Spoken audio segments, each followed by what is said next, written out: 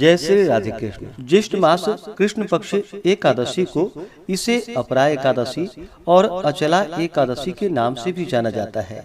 एकादशी का व्रत जो कि सभी प्रकार के पापों को नष्ट करने वाली है। प्रत्येक माह के कृष्ण पक्ष और शुक्ल पक्ष की एकादशी तिथि के दिन एकादशी का व्रत धारण किया जाता है।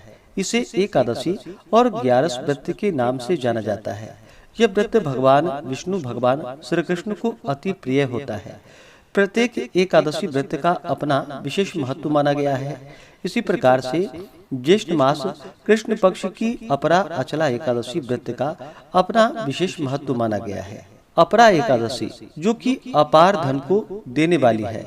इस दिन विशेष प्रकार से लक्ष्मी नारायण का साथ में भगवान विष्णु के त्रिविक्रम स्वरूप का पूजन किया जाता है। धर्म शास्त्रों के अनुसार अपरा एकादशी व्रत करने से गर्भपात, ब्रह्म हत्या, राक्षस योनि, झूठ, बुराई व अन्य पापों से मुक्ति मिलती है। इस व्रत को करने से मनुष्य को तीनों पुष्करों में स्नान के समान, गंगा जी के तट पर पिंडदान के समान और कार्तिक मास में स्नान के समान, सूर्य चंद्र ग्रहण में, कुरुक्षेत्र में यज्ञ, दान एवं स्नान के पुण्य के समान फल की प्राप्ति होती है।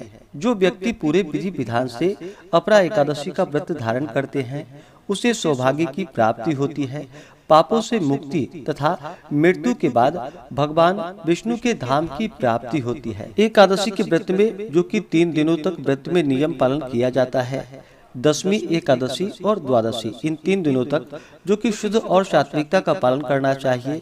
तामसिक वस्तुओं का प्रयोग बिल्कुल भी नहीं करना चाहिए। व्रत धारक को दशमी के दिन सुबह में उठ करके नित्य क्रियाओं से निवृत्त होकर के स्नान करके भगवान सूर्य देव को अर्घ्य प्रदान करना चाहिए और दशमी तिथि के दिन सूर्यास्त होने से पहले ही भोजन ग्रहण कर लेनी चाहिए। रात्रि ब्रह्मचर्य का पालन करते हुए एकादशी व्रत का स्मरण करते हुए सोना चाहिए। दशमी तिथि के दिन हविष्यान्न भोजन ग्रहण करना चाहिए, जैसे कि जौ, गेहूं और मूंग के पदार्थों का सिंधा नमक, काली मिर्च, गौघृत आदि का प्रयोग करके भोजन करना चाहिए। दशमी की रात्रि ब्रह्मचर्य का पालन करते हुए एकादशी व्रत का स्मरण करते हुए सोना चाहिए। एकादशी तिथि के दिन सुबह उठ करके नित्य क्रियाओं से निवृत्त होकर के गंगा नदी में या घर के नहाने के पानी में ही थोड़ा सा गंगा जल मिलाकर के स्नान करना चाहिए। शुद्ध वस्त्र धारण करना चाहिए। भगवान सूर्य देव को अर्घ्य प्रदान करनी चाहिए और फिर व्यक्ति को व्रत का संकल्प लेना चाहिए। भगवान विष्णु से प्रार्थना करनी चाहिए कि हे भगवान विष्णु, हे माता लक्ष्मी, आज मैं अपरा एकादशी अचला एकादशी का व्रत धारण करने जा रहा हूँ या करने जा रही हूँ। इस प्रकार से भगवान से प्रार्थना करें कि यह व्रत मेरा निर्विघ्न पूरा हो, हमें पुण्य फलों की प्राप्ति हो, हमारे सभी प्रकार के पाप और ताप नष्ट हो। आपके मन में जो भी इच्छा हो, जो भी कामना हो, वह भगवान विष्णु से कहें। और एकादशी के दिन जो कि दिन रात्रि उपवास रहते हुए व्रत को धारण करना चाहिए। जो उपवास नहीं रह पाते हैं, जिनका स्वास्थ्य सही ना हो, तो आप एक समय फलाहार ग्रहण कर सकते हैं और फिर सुबह शाम के वक्त पूरे विधि विधान के साथ भगवान का पूजन करना चाहिए। इस दौरान कथा श्रवण करनी चाहिए। पुरुषोक्त विष्णु सहस्त्र नाम आदि का पाठ या श्रवण करना चाहिए। व्रत के दौरान ओम नमो भगवते वासुदेवाय या श्री कृष्ण गोविंद हरे मुरारी जहाँ तक हो सके जप करना चाहिए और पूर्ण भक्ति भाव के साथ भगवान का पूजन कथा श्रवण का कार्य करना चाहिए।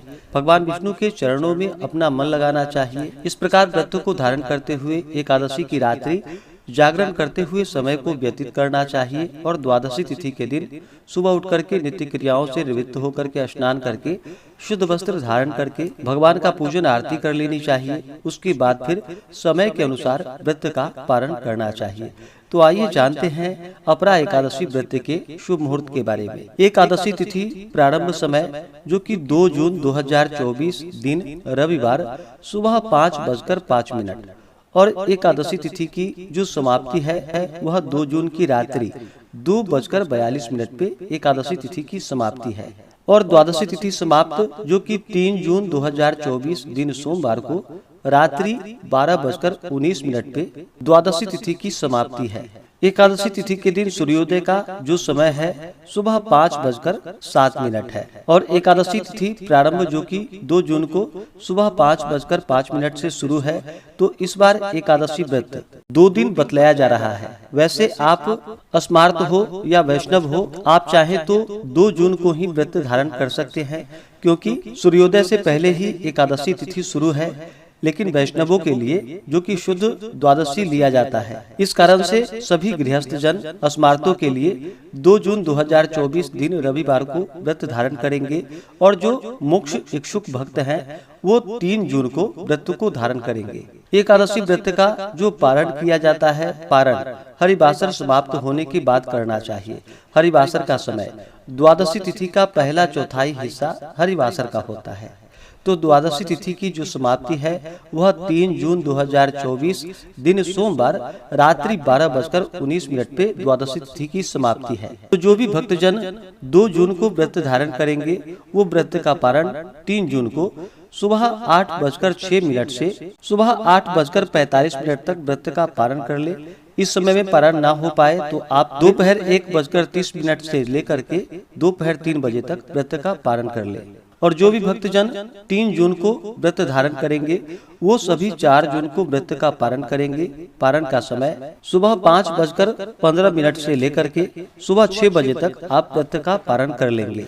अपरा अचला एकादशी व्रत का पारण जो कि तिलेन पारणम यानी कि तिल से व्रत का पारण है, यह संभव ना हो पाए तो आप तुलसी दल, जल या फल से व्रत का पारण करें। एकादशी तिथि के दिन ब्रह्म मुहूर्त का जो समय है वह समय सुबह 4:02 से सुबह 4:43 तक होगा।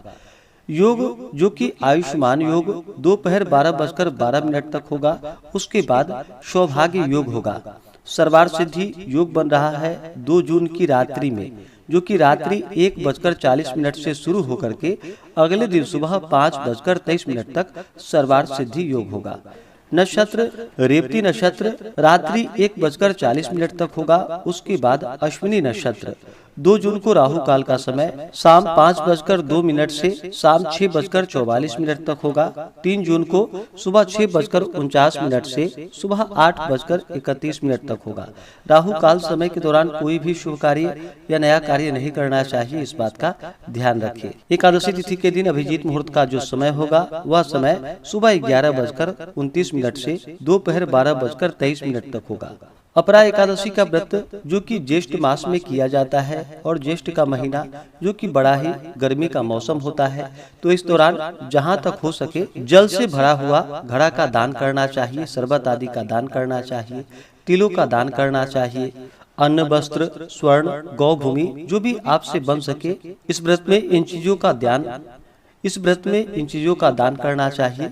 इससे अनंत फलों की प्राप्ति होती है। अपरा एकादशी के दिन जो कि भगवान विष्णु का जल से अभिषेक करे, पंचामृत से अभिषेक करे, शुद्ध गंगा जल से अभिषेक करे, भगवान को पीला वस्त्र चढ़ाए, यज्ञोपवीत अर्पित करे, पीला पुष्प चढ़ाए, पुष्पों की माला अर्पित करे, फिर धूप और दीप दिखाएं, अनेक प्रकार का नैवेद्य आदि भगवान को अर्पित करे। विशेष करके इस व्रत में जो कि भगवान को ककड़ी का भोग लगाना चाहिए और उसे प्रसाद के रूप में भी ग्रहण करना चाहिए। जब भी भगवान को भोग लगाते हैं तो तुलसी दल डाल करके ही भोग लगाना चाहिए। बिना तुलसी दल डाले भगवान उस नैवेद्य को और पूजन को भी स्वीकार नहीं करते हैं। तो भगवान का जब भी पूजन करते हो या नैवेद्य का भोग लगाते हो तो तुलसी दल डाल करके ही भगवान को भोग लगाना चाहिए।